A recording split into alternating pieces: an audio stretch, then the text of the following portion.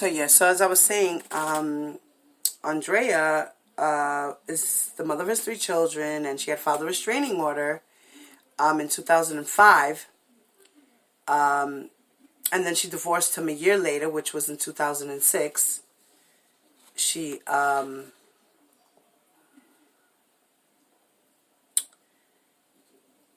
So 2005, she described, was an altercation between the two, and then she divorced him a year later. And in 2018, Andrea went public with her accusations of R. Kelly, her ex-husband, that he was abusive to her regularly, and that he even hog-tied her to the bed, laid next to her. She was there crying. He fell asleep. She tried to wiggle her way out. She got out. You know, a whole bunch of stuff there like that. And as far as Andrea goes, I believe that she knew what was going on, because in one of the interviews I was watching, 2 gentlemen who worked with R. Kelly in a group, public announcement, they were part of the group, had stated that Andrea was one of the dancers, and she knew what it was to have to stand in line and face front and walk in and not look at anybody, not talk to anybody. She knew what it was to be in the back room with R. Kelly, with all the girls, because that's what they said, that the dancers would, sleep in the bedroom with him. And who knows if he had sex with all those girls, some of those girls. And Andrea probably participated. And so she knows that R. Kelly was doing his thing with girls. She knows. And I think what happened was, in order for him to deflect what had happened with him with Aaliyah,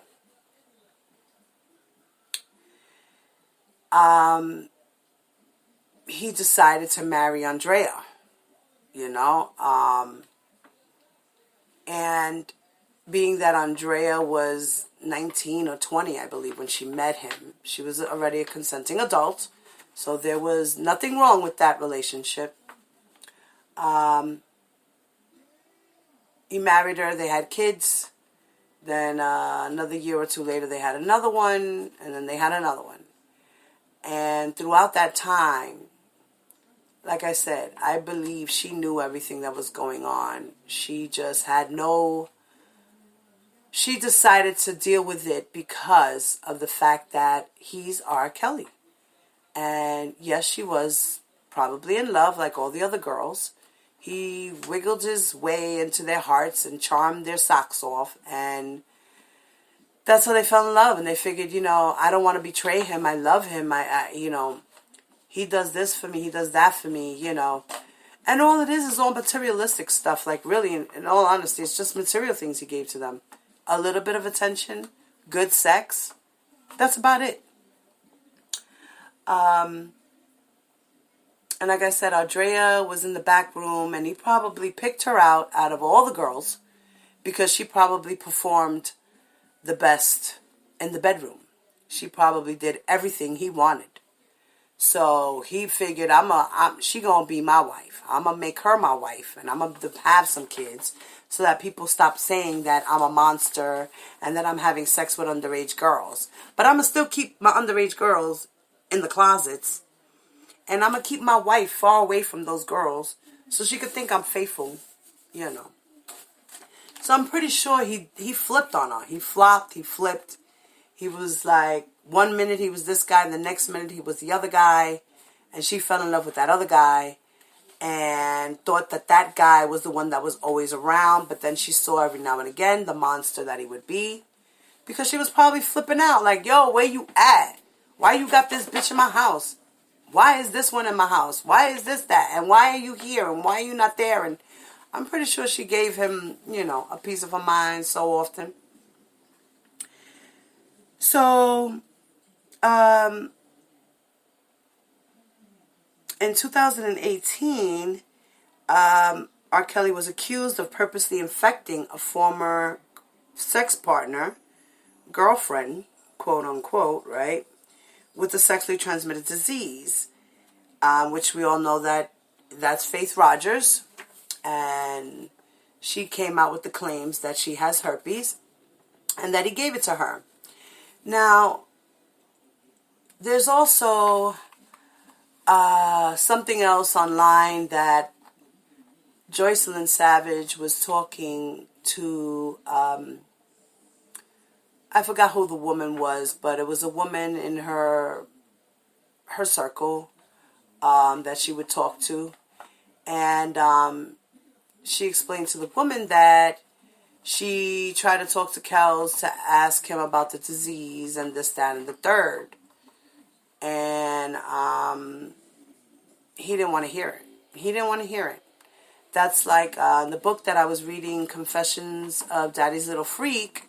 In that book, it also explains about how the young lady got herpes as well. And he didn't say anything about it, and he knew about it. And to her, he treated her like dirt. He was like, well, you know what? You said you wanted to be with me, and I was your all in all, so whatever I got, you got, and just deal with it. Like, fuck it. That's just how it is. Deal with it. You got it, I got it, and if you want to be with me, you could stay with me. If you want to leave, leave. But just know that you got it. Like, ew. Kind of a dirt bag of a man does some stuff like that.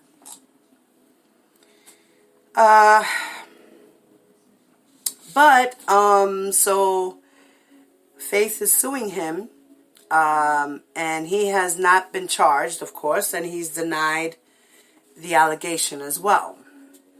But the courts have all his medical records. They have her documentation, his documentation. They're comparing notes. And his trial for that is coming up. I believe it's in December. It starts in December. Something's happening in December, and then the trial will start. It's just so much stuff. I can't even remember it all, honestly speaking.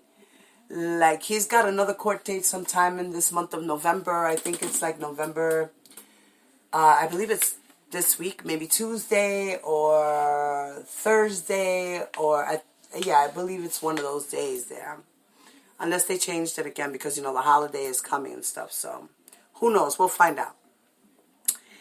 Then, so the next question is, so what could happen next? Because the singer faces charges on top of charges in different jurisdictions, he may have a hard time securing a bond anywhere. He's like I said, he's got to quit with the bond because he's not going to get it. It's not going to happen. None of these judges are going to give him bond to get out. None of them. It's done. It's a wrap. And then his former manager is also under investigation for supposedly making death threats against the Savage family, which they've accused the singer of kidnapping their daughter. Like that she wasn't kidnapped. Like, he didn't force her to go. Like that, I really don't agree with that whole kidnapping situation. He just coerced her. He convinced her, persuaded her to go live with him. Because she was in the college, and she was going back and forth with Kelly, going back and forth with him, staying out of the dorm, going back to the dorm, staying out of the dorm, going back to the dorm. Then finally, she decided to just up and leave. That's it. He convinced her to go, and she left. That's it. So I don't know about this whole kidnapping situation. Like, I just don't agree with that term. I just don't agree with that term. That's all that is.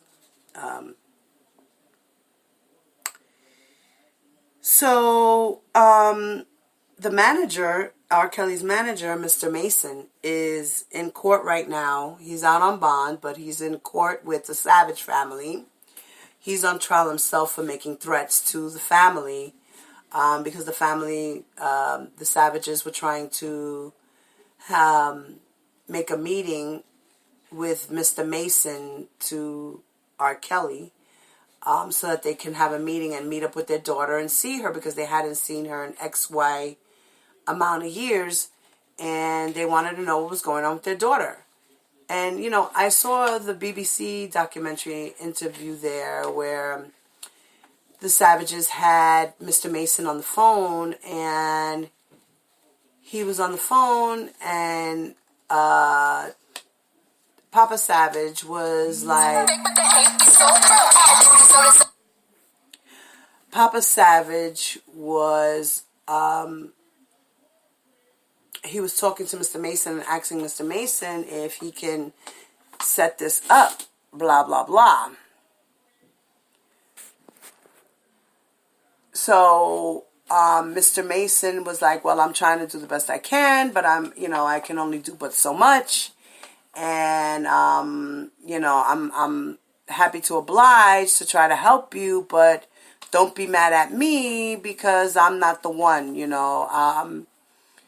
I'm not the one that makes the rules. I'm just following the rules. And basically, he's like, I'm doing the best I can to make that happen, if it can happen.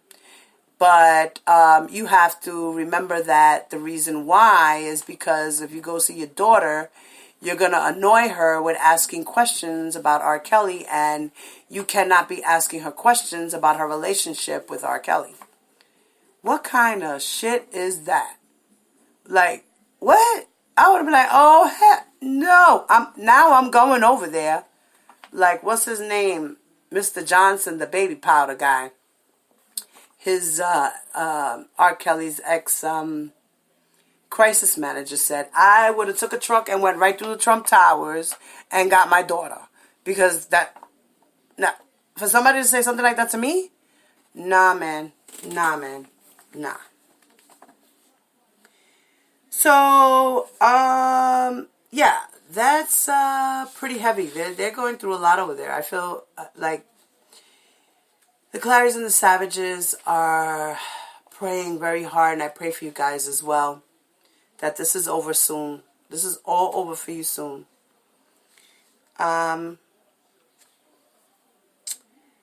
then it says that, so what could happen next is that in addition, Fulton County DA's office in Georgia is working closely with one of Kelly's alleged victims, Asante McGee. This year, she walked investigators through a former mansion owned by Kelly, where she says some women were being held against their will, and she described the scenes in detail. That's like what she did in the documentary. She went to the house, she described in details, going through the room, this was this room, this is that room, and, expressing how she felt and what her memories were. Okay, as far as Asante McGee goes, her story is kind of crazy. I'm